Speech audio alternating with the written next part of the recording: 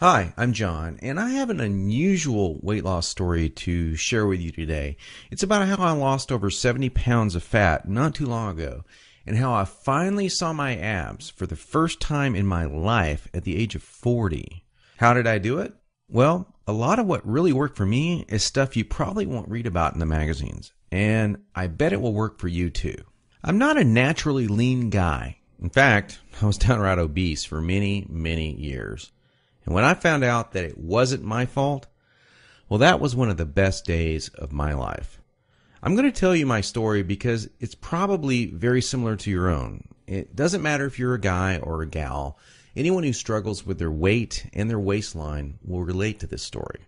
And if you watch this entire video, which I promise you will not be online very long, I will do more than just tell you a story. I will give you the solution I discovered and use to this very day. Again, this video will not be up forever, so please watch it while you can. If you're anything like me, you've probably been beating your head against the wall for years, maybe even decades, all because you do not have that flat, firm stomach you long for. I remember the first time I saw a gal go from being really overweight to having a super firm, tight waistline. I knew Susan was working out, and she was always in and out of the gym in about 20 or 30 minutes.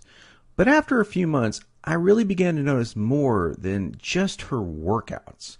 I noticed her super firm waistline.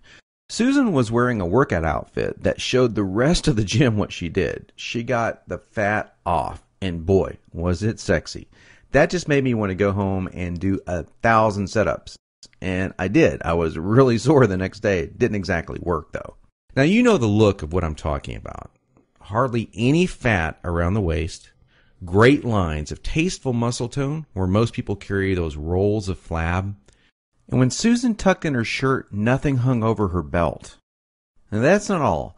Here's what struck me as very strange. Susan never did setups. She never worked her abs in the gym. She was always working out, but I never once saw her do so much as even look at her abs. Now, many years later, as my stomach grew from a soft 33 inches to an obese 48 inches, I started remembering that first encounter with a fantastic set of abs. And you know what I did? I blamed it all on Susan's genetics. She probably used to be in great shape. That was the only answer. At least that's what I kept telling myself. And you know what? That wasn't the truth. Susan had average genetics at best. Sure, she worked at it. But come on. I was lying to myself.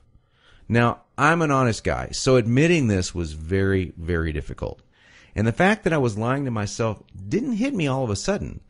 After all, I'd tried dieting. I'd done sit-ups and crunches for years. The only thing I managed to do was pull my back muscles and trim my waistline by about an inch, maybe 2 at the most, but not an ab muscle in sight. My clothes were always uncomfortable on me, and I never wanted to take my shirt off at the beach or at the pool. In essence, I was like a prisoner in my own body. My mind wanted something, at least that I believed, my body could never give me.